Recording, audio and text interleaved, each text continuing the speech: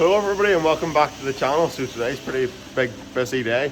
I've got a couple of things to show you. First of all, a new installation that we've put into the parlour this week. Second of all, we've got a demo tractor waiting in the yard. We're going to be hooking it onto the feeder wagon to see how it copes, and also a bit of an announcement that I was going to tell you in the last video and I've been meaning to tell you since the start of January, but it'll be here this morning and I'll be able to tell you about it.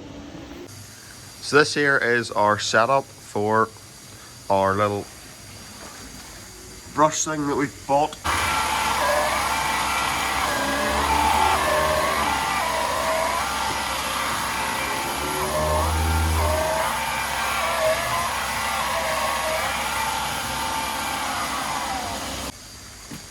For the parlour. So what it does is it cleans the teat. So you put it up onto the cow's teat. There's two brushes that spin round and clean the cow's teat, and then there's a brush underneath those two brushes that cleans the bottom of the teat off. So what that does is it pretty much saves you a lot of time. Instead of having to manually wipe every cow's teat or clean every cow's teat, you can just use this new piece of kit. This is everything that was being installed. So we bought air compressor during the week. I don't know what any of that stuff means, but 200 litres, I'm assuming, 3 horsepower, something like that. All that stuff there as well. It's on wheels, which is handy.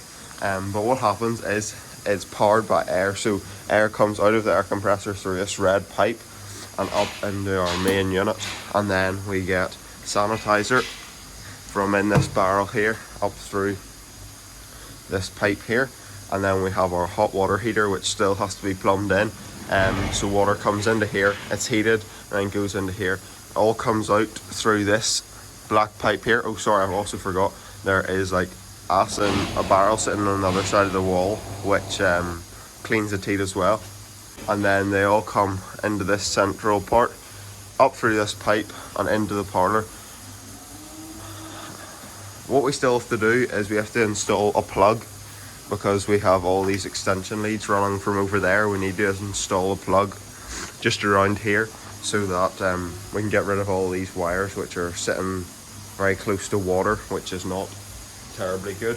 We've also got this barrier put in place in between the batteries for our solar panels and also the water heater, because if water was ever to leak from here or a pipe was to burst, then we could have a bit of an issue with these batteries getting wet and being damaged. Yeah, that is the setup. It looks like a mad technician's lab.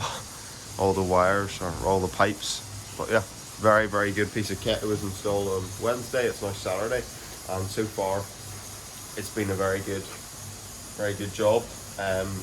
The cows are still sort of getting used to it, and they are still a bit jumpy when you use it, but that'll go after time. It'll also help when the warm water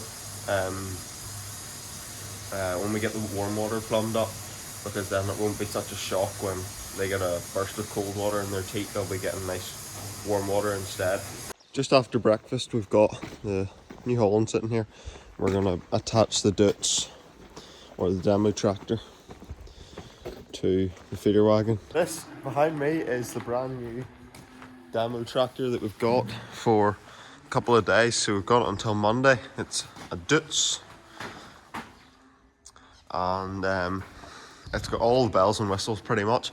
Front PTO, front linkage. It's also got air suspension, air brakes, and it just looks very nice, I have to say. That's what it is. Deutz for 6160 RC shift. It's about 180 horsepower, I think. So yeah, it's plenty for it's perfect for what we need, because we would want to be able to run the feeder wagon, and then at other times in the year the slurry tanker, possibly the wagon for lifting grass, or also the mowers. So we want more of a versatile tractor than what the New Holland is, because the New Holland can only really run the wee Malone mower and also the feeder wagon. So whatever tractor we're going to buy, we are going to get one that is bigger than the New Holland.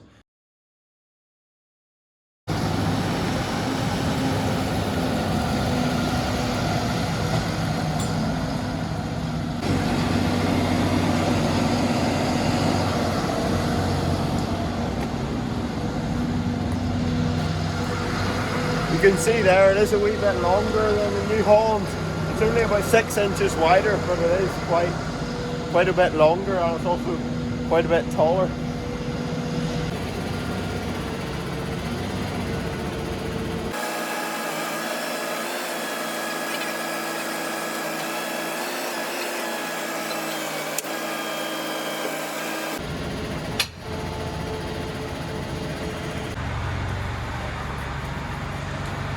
Yep. Then there's the cows in there.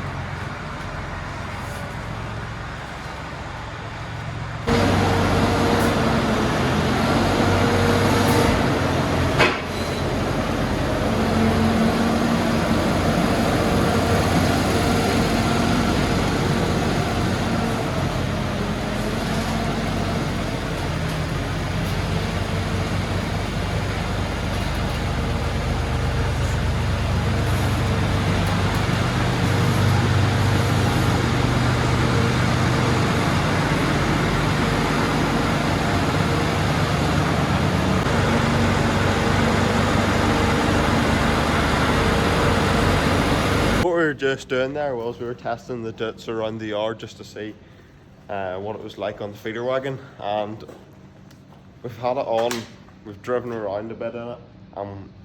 It's great, it's a fantastic tractor, but it's just a bit too big for our yard, I think, especially on the feeder wagon.